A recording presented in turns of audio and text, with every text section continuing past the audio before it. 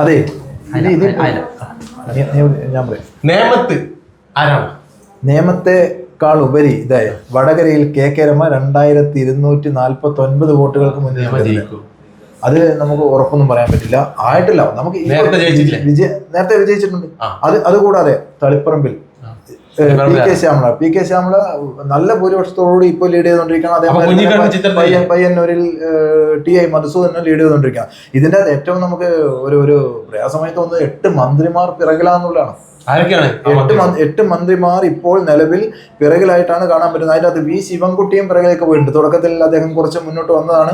ഇദ്ദേഹം ശരിക്കും പറഞ്ഞാൽ ND 5ലേക്ക് കടക്കുന്നത് മാത്രമല്ല, UDF 90 സീറ്റ് എന്ന് അവർ പറഞ്ഞത്. ഇപ്പൊ 100 സീറ്റ് കടക്കുന്ന എനിക്ക് തോന്നുന്നത് 45 സീറ്റായിട്ട് LDF കുറഞ്ഞു കഴിഞ്ഞു. അപ്പൊ അത് അത് ശരിക്കും ഒരു ഭരണവിരുദ്ധ വികാരം തന്നെയല്ലേ. നമ്മൾ തുടക്കത്തിൽ അത് TO മോഹനൻ 3348 ലീഡാണ് കണ്ണൂരിൽ. അത് തീർച്ചയായിട്ടും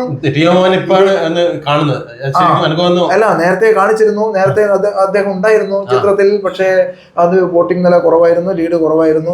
തിരുവനന്തപുരത്ത് CP ജോൺ 1181 വോട്ട് മാത്രമാണുള്ളത്. ഈ ലീഡൊക്കെ നമുക്ക് മാറി മറിയാൻ സാധ്യതയുള്ളതാണ്. അതേസമയം TO Mohanan, TI Madhusoodanan, തളിപ്പറമ്പിൽ PK Shyamala ഇവരുടെയൊക്കെ വോട്ടുകൾ ഇനിയും വർദ്ധിക്കാനാ സാധ്യത എന്ന് എനിക്ക് തോന്നുന്നത്.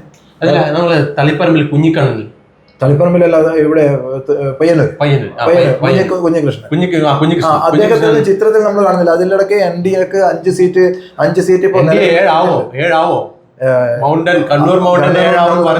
നമ്മുടെ പ്രവചനം 7 തൃശ്ശൂരിൽ രാജൻ ഇപ്പോഴത്തെ പോക്ക് കാണുമ്പോൾ LDF കുറച്ചും കൂടെ മുന്നിൽ വരും, 69 വരും.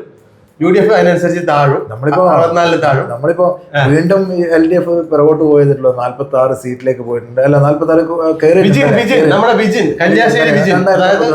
അത് തീർച്ചയായിട്ടും അദ്ദേഹം തന്നെ അവിടെ കൊണ്ടുവന്ന് നമുക്ക് ഉറപ്പിച്ച് വിശ്വസിക്കാൻ പറ്റുന്ന സാഹചര്യമാണ്. അദ്ദേഹത്തിന്റെ കുത്തകയാണ് ആവാനാ സാധ്യത. ഇവിടെ കല്യാശ്ശേരി നമ്മളിപ്പോ ഓരോ സ്ഥലവും എടുത്ത് നോക്കും. ബേപ്പൂരിൽ സുരേന്ദ്രൻ മുന്നിൽ അത് കുറച്ച് സമയമായിട്ട് അദ്ദേഹം ആ ലെവലിൽ തന്നെ തുടർന്ന് പോകുന്നുണ്ട്.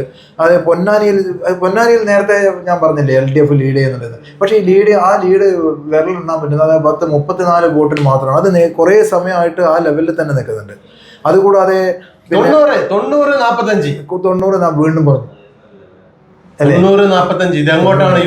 ഇപ്പൊ കെ സുരേന്ദ്രൻ മഞ്ചേശ്വരത്ത് 112 വോട്ടിന് മുന്നിലാണ്.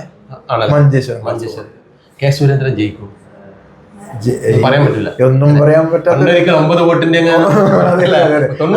90 വോട്ടിന് ചെറിയൊരു വ്യത്യാസത്തിൽ മാത്രം അദ്ദേഹം പരാജയപ്പെട്ടു വരുന്നു. അപ്പൊ സ്വാഭാവികമായും നമ്മൾ ഓരോ രാഷ്ട്രീയത്തെ എടുത്ത്, പക്ഷെ അദ്ദേഹം പറഞ്ഞു ഞാൻ ജയിച്ചത് തന്നെയാണ്. പക്ഷെ അന്ന് അദ്ദേഹം പിന്നീട് പറഞ്ഞു ഞാൻ തോറ്റിട്ടില്ല, ജയിച്ചതാണ്. അല്ല, പക്ഷെ അത് നോക്കൂ, കഴിഞ്ഞ ഇലക്ഷനെ നമ്മൾ ഇതുമായിട്ട് താരതമ്യം ചെയ്യുന്നത് എന്തുകൊണ്ടാണ്? ഈ കേരളത്തിൽ ഇതുവരെ നടന്ന നിയമസഭാ ഇലക്ഷൻ ഏറ്റവും ലിജു കായംകുളത്ത് 423. ഞാൻ മുന്നേ പറയാൻ കാരണം 2016 മുതൽ 2025 വരെയുള്ള 10 വർഷക്കാലത്തെ ആ ഒരു ട്രെൻഡല്ല ഈ ഒരു ഇലക്ഷൻ നമ്മൾ കാണുന്നത്. ഈ 2026 അതെ, അതൊരു മോശമില്ലാത്ത ലീഡാണ്. പക്ഷെ ഞാൻ പറഞ്ഞു വരുന്നത് കഴിഞ്ഞ കാലത്തെ താരതമ്യം ചെയ്തുകൊണ്ട് ഈ ഇലക്ഷനെ നമ്മൾ കാണേണ്ടെന്നാണ്. അത് അങ്ങനെ ചിന്തിക്കാനുള്ള ഒരു കാരണം എന്താ അറിയോ? ഏറ്റവും കൂടുതൽ ഇഞ്ചോടിഞ്ച് പോരാട്ടം. ഇഞ്ചോടിഞ്ച് എന്ന് പറഞ്ഞ ഇഞ്ചും പോരാ. ബംഗാളിലേക്ക് ഒന്ന് പോവാണെങ്കിൽ മമത മുന്നിൽ, BJP NDA ആണ് മുന്നിൽ. അതായത് ബംഗാളിന് മമത ഇല്ലാതാവോ? മമത ബംഗാളിൽ ഉണ്ടാവില്ലേ? അറിയില്ല, നമുക്കത് പറയാൻ പറ്റില്ല. എന്തായാലും ഇപ്പൊ LDF 45 seat, UDF 90 seat, NDA 1 seat എന്ന് പറഞ്ഞ വിജയ് 67. സ്റ്റാലിൻ പുറകിലോട്ട് പോയിരിക്കുന്നു. അതൊരു ചർച്ച തിരിഞ്ഞു. അതാണ് ഞാൻ നേരത്തെ പറഞ്ഞത്. ഇളയ ദളപതി ഒരു സിനിമയിലെ എൻട്രി പോലെ വന്നേക്കാം എന്ന് ഞാൻ നേരത്തെ പറഞ്ഞു. ഒരുപക്ഷെ ആയിരിക്കാം, അത് നമുക്ക് പറയാം. PK ബഷീർ നമ്മുടെ അതൊരു മോശമല്ലാത്ത ലീഡാണത്. ഒരു മോശമല്ലാത്ത, കാരണം തുടങ്ങിയിട്ടേ ഉള്ളൂ. ഒരു 8-9 അതായത് 4000-5000 4000-5000 ലീഡിൽ പോവാണെങ്കിൽ അവര് ഏകദേശം ജയിക്കുന്ന സ്ഥാനാർത്ഥികളായിരിക്കും ഏകദേശം. ഏകദേശം അതെ. നമുക്ക് ഞാൻ പറഞ്ഞല്ലോ, നമ്മൾ ഒരു മണ്ഡലത്തിലെ 46 89 ഒരു സീറ്റിന്റെ വ്യത്യാസം നമ്മൾ അങ്ങനെ എടുത്ത് പറയേണ്ട കാര്യമില്ല. കാരണം ഈ പിന്നെ വേറൊരു കാര്യമാണ്, ഇത് രാമകൃഷ്ണൻ 1962 വോട്ടിന് മുന്നിലാണ്. 62 വോട്ട്, അതും മാറി മറിയാനൊക്കെ സാധ്യതയുള്ള വോട്ട് തന്നെയാണ്. പക്ഷെ ഞാൻ മനസ്സിലാക്കുന്നത് ഒരു 4000 വോട്ട്, 4500 അല്ലെങ്കിൽ 5000 വോട്ടിന്റെ ഒക്കെ ലീഡ് എന്ന് പറയുമ്പോൾ അത് നമുക്ക് ഉറപ്പിക്കാം. അല്ലെങ്കിൽ ഒരു 3000 വോട്ടിന്റെ ലീഡൊക്കെ ആണെങ്കിലും അതും നമുക്ക് ഏകദേശം ഉറപ്പിക്കാം. കേരളം കൊണ്ടുപോകും, ആര് കൊണ്ടുപോകും നമുക്ക് കുറച്ച് സമയം കൂടെ, ഒരു 1.5 മണിക്കൂർ. അതായത്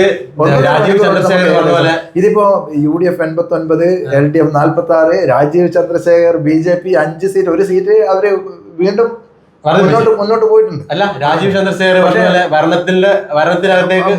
ഭരണത്തിന്റെ അല്ല, ഒരു കേരളത്തിൽ ഒരു നിർണായക ശക്തിയായി മാറും. അത് അദ്ദേഹം അവിടെ പറയുന്നുണ്ട്. ആ പറയുന്നത് സ്വാഭാവികമായിട്ടും ഞാൻ മനസ്സിലാക്കുന്നത് LDF UDF ഇഞ്ചോടിഞ്ച് പോരാട്ടം നടത്തി സീറ്റ് നില തുല്യതയിൽ വരുന്നുണ്ടെങ്കിൽ ഇവിടെ NDA ഒരു നിർണായക ഘടകമാവും.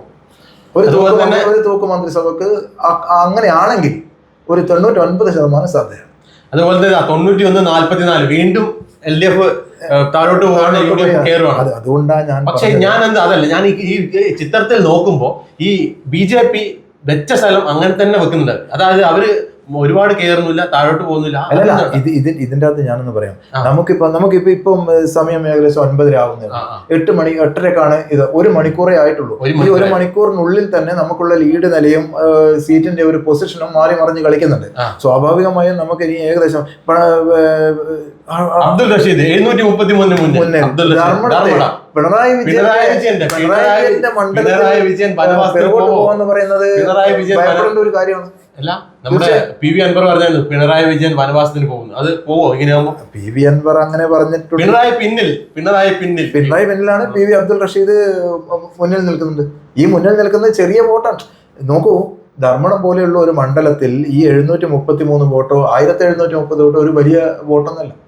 അത് ഏത് സമയത്ത് സെക്കൻഡ് വെച്ച് മാറി മറിയാൻ പറ്റുന്നതേ ഉള്ളൂ. അതായത് അവിടെ അതിന് വലിയ പ്രാധാന്യം. ഈ കൂത്തുപറമ്പ്, അതായത് മമ്പറം സൈഡൊക്കെ എണ്ണുമ്പോ ശരിക്കും LDF-നായിരിക്കും മുൻതൂക്കം. തീർച്ചയായിട്ടും. ഇത് നമ്മൾ ശരിക്കും പറഞ്ഞാണല്ലോ, നമ്മളിപ്പോ ഇന്നത്തെ ഒരു ട്രെൻഡ് നോക്കുമ്പോൾ നമുക്ക് ആധികാരികമായിട്ടൊന്നും ഉറപ്പിക്കാറായിട്ടില്ല. അതൊരു വലിയൊരു ഘടകമാണ്.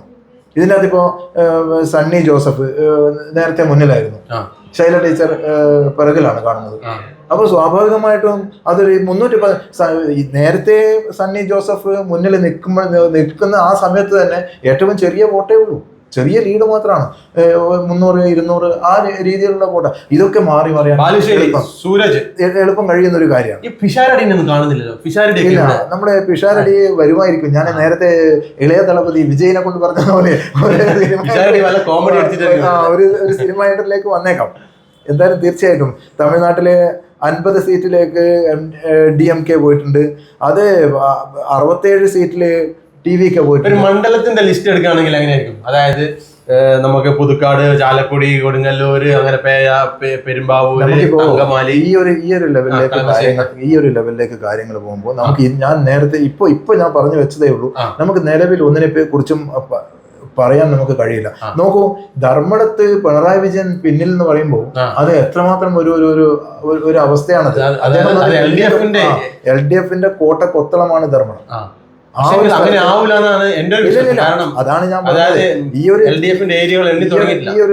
ഒരു ചെറിയ വോട്ടിന്റെ ഭൂരിപക്ഷമാണത്.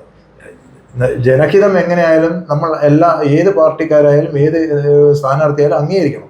അത് സ്വാഭാവികം മാത്രമാണ്. പക്ഷെ ഒരു സ്വാഭാവികമായിട്ട് ഇവിടെ KM ഷാജി 2967 അത് മോശമില്ലാത്ത ലീഡാണത്. ഈ ഒരു ഇലക്ഷനിലെ ജാതി, അതായത് സമുദായത്തിന്റെ ഏകീകരണം ഉണ്ടായിട്ടുണ്ടാവാൻ സാധ്യത കൂടുതലാണെന്ന് എനിക്ക് തോന്നുന്നു.